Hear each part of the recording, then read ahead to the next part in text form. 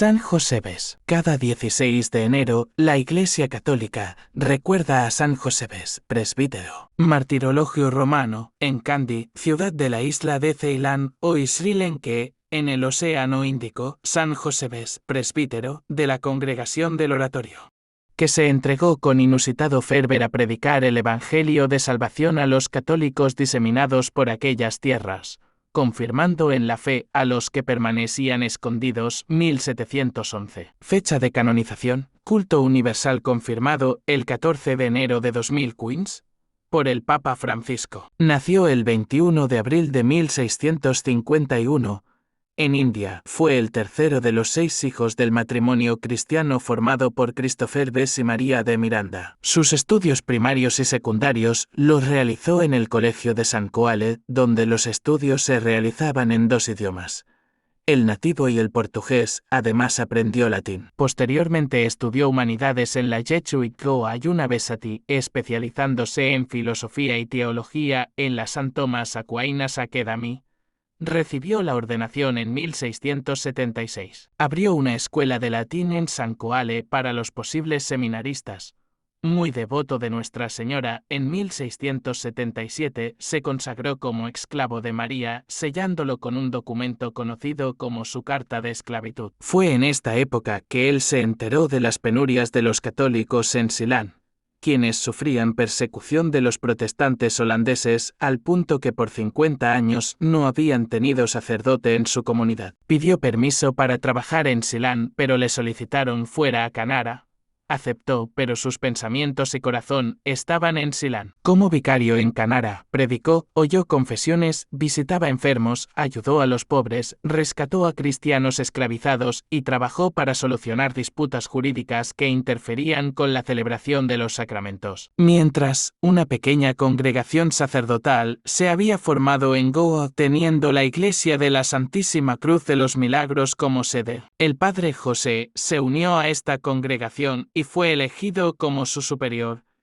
Él dio un estatus canónico a este oratorio, introduciendo ejercicios religiosos, actividades de caridad y preparando a sus miembros para las misiones. En 1686 dejó su cargo y se encaminó a Ceilán, disfrazado como un obrero itinerante, llegando al puerto de Tuticorin en la Pascua de 1687 y luego a la fortaleza holandesa de Jaffna, en el norte de Ceilán. Padeció disentería aguda, agravada por las condiciones terribles del viaje. Apenas se recuperó, empezó su misión contactando a los católicos y escondiéndose de los holandeses. Fue alojado por un valeroso católico y atendía en la noche a su oculta feligresía. Se mantuvo siempre un paso delante de las autoridades. Y en 1689 se fue a Sillalay, un poblado católico, y empezó a atender a las gentes en pueblos circundantes. En 1690 el padre José viajó a Puttalam, en el reino de Kandy, donde 1000 católicos no habían tenido un sacerdote por medio siglo. Decidió hacer el centro de su apostolado en Kandy.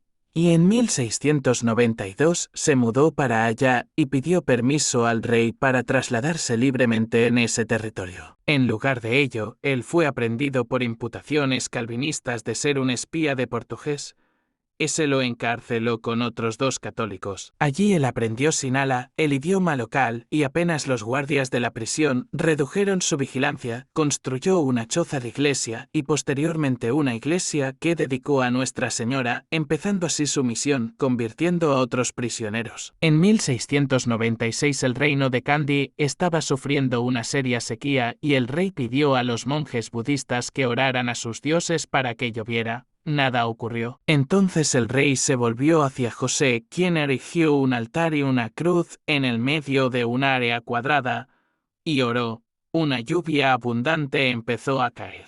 Mientras José y la zona del altar permanecían secas, el rey le concedió licencia a José para predicar a lo largo del reino. Haciendo uso de su reencontrada libertad, hizo una labor misionera visitando la zona holandesa y a los católicos en Colombo. 3 misioneros del oratorio de Goa llegaron a 1697 para ayudarlo y con la noticia de que don Pedro Pacheco, obispo de Cochin, lo había nombrado vicario general en Ceilán. Él estaba organizando la estructura básica de la misión cuando la viruela asoló Kandy. Su trabajo con los enfermos convenció al rey de concederle todas las facilidades para que el padre José realizara sus labores. José llevó su misión a los principales centros poblados de la isla, regresando a Kandy en 1699 con el padre José de Carvalho, que había sido expulsado por instigación de monjes budistas. Completó la construcción de su nueva iglesia y entró al servicio del rey traduciendo libros portugueses al Sinhala. Desde esa óptica, intensificó su ministerio y convirtió a algunos notables cingaleses, que dio lugar a calumnias contra él y a la persecución de los convertidos. Nuevos misioneros llegaron en 1705, lo que le permitió organizar las misiones en 8 distritos, cada uno a cargo de un sacerdote. Trabajó en la creación de una biblioteca católica con Pereblala de los budistas y en cimentar los derechos de católicos con el gobierno protestante holandés. El rey Bimaldar Nasurya II, protector del padre José, murió en 1707. Narendra Sima, su sucesor, fue un respaldo aún mayor. Nuevos misioneros llegaron a 1708. En 1710, a pesar de sus problemas de salud, José hizo otro viaje apostólico. A su retorno, él cayó enfermo de su carruaje y llegó a Kandy en condición seria. Aunque se recuperó de una serie de infecciones y fiebres durante el año siguiente, su edad, el trabajo y las enfermedades lo habían debilitado. Inició 9 días de ejercicios espirituales prescritos por la regla de su orden. Pero antes del 7º día fue llamado a la casa de Dios. Era el 16 de enero de 1711. Su Santidad Juan Pablo II lo beatificó el 21 de enero de 1995 durante su visita apostólica a Sri Lanka. La causa había sido iniciada en 1737.